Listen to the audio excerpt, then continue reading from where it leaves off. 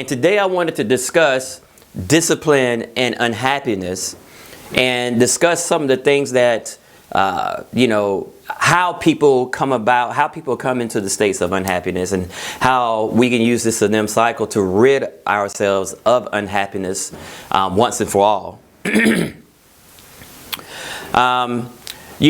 We find ourselves in states of unhappiness and its various derivatives. Anything that moves you from your state of peace and wellness, we categorize as being unhappy. And so what ends up happening when we come into these states, when we become unhappy, our body, our system, everything about our being is not built to manifest in a successful way according to this state. So when we find ourselves in states of unhappiness, our physical well-being is at an all-time low, and this pushes us to start seeking things outside of ourselves to relieve ourselves from this state of unhappiness. So you start seeking drugs, you start seeking alcohol, food, sex, all these various things that you do in an attempt to bring you out of this state of unhappiness from which you find yourself in.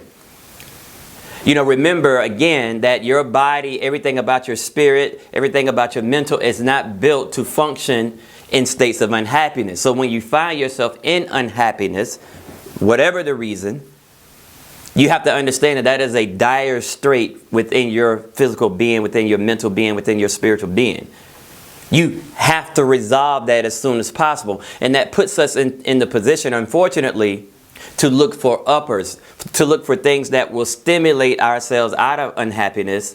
But unfortunately, these things that we seek happiness in cannot provide us with happiness, but also will, force us down the rabbit hole of deep depression and disparity. Now, the capitalistic system that we exist in has trained you to be this way, has trained you to think that things outside of you can make you happy. So now you've been trained to think that food can make you happy. You've been trained to think that women can make you happy, that sex can make you happy. As a matter of fact, that's one of the reasons why sex sells, because there's so many people that are unhappy. They find sex as a very stimulating and upper or thing that brings them out of that depression. But anyway, capitalism has taught you these things, and therefore, once they develop these concepts within you, they can sell you products under the pretense that they're going to make you happy, when they know that they'll never make you happy. And not only that, you'll find yourself continuously buying, searching for that elusive happiness.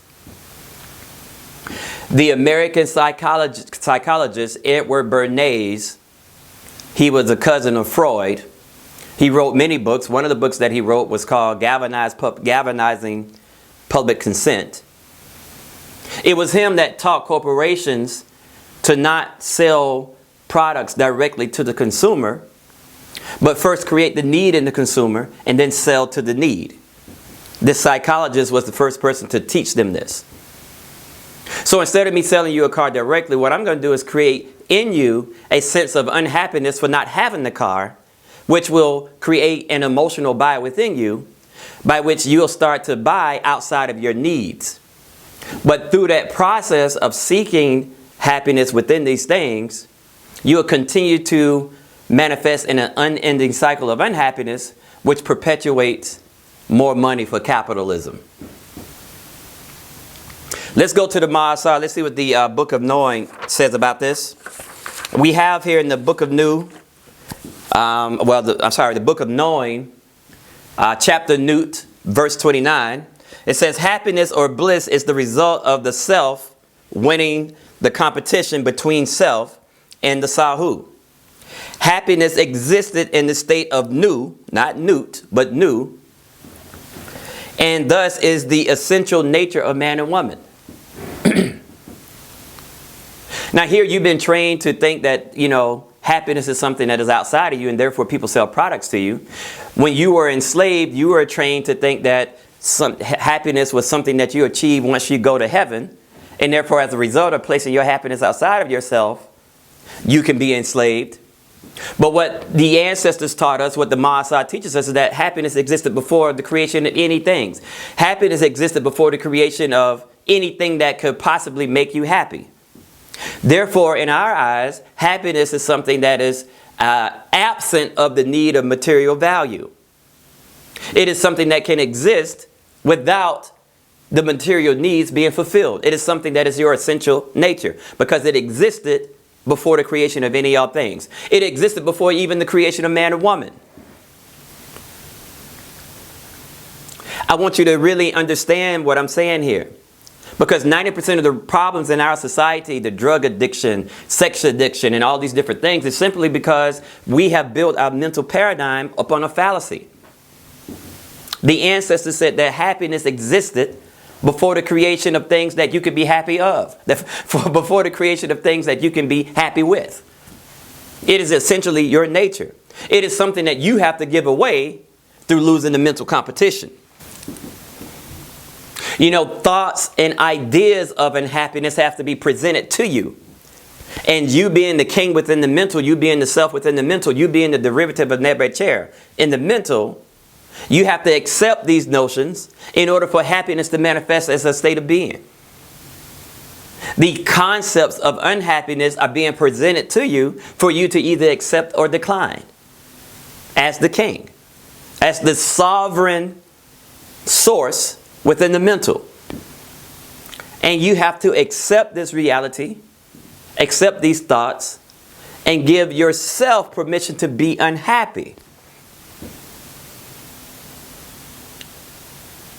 You have to accept unhappiness is a rational state of being. And since it is not a rational state of being, you find yourself blaming things outside of you for the way you feel. And that is slavery. You were not conquered by people coming in and beating you up and forcing you into things. You were conquered mentally. The Aztecs were conquered mentally. By ideas that they don't have ownership over their happiness. That something outside of them owns their happiness. And then whoever owns the happiness owns them. So what we want to do is, what I want you to understand, and what the Maasai is teaching us, is that actually happiness is a discipline. It is something that you have to hold yourself accountable to. It is something that you got to hold your state of being accountable to. It is something that you got to hold your mental conclusions accountable to.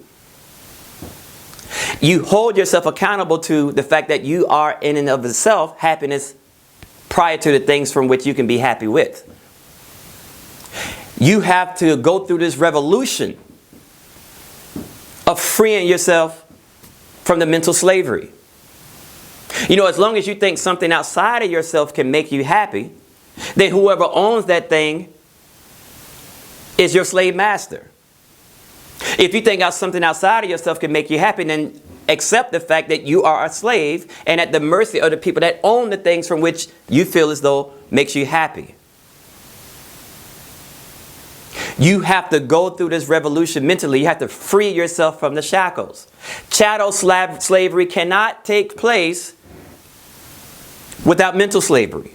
It is impossible for the slavery that is pushed in your face. It is impossible for that to take place unless the mental slavery comes first. You know, when we see these TV shows during Black History Month and, Roots and all these foolish shows talking about slavery, it's one thing, they don't have a problem saying white people were wrong for slavery, but they never show you exactly how slavery came about. They don't teach you how to free yourself from the mental slavery because guess what? The capitalistic system exists from your mental slavery. So this revolution is to take away happiness from the things from which you became happy of. Free your happiness from these external things. Free your happiness from the cars. Free your happiness from the money. Free your happiness from all these things. And then you'll find yourself in a better position to achieve these things. Because once you take control over your mental, the power of that creates this energy and force from you that will put you in a position to achieve these things the right way and not destroy your success, destroy your livelihood in the process. Instead of concluding that you are okay with being unhappy and blaming things outside of you, which is a true source of slavery, a true symptom of slavery. What that statement says is that you gave your control to that thing that from which you're blaming. That is the true definition of slavery. But free your happiness from those things, and not only will you find yourself in greater states of happiness, but you'll find yourself in greater positions of power to achieve your true success in life. Let's meditate.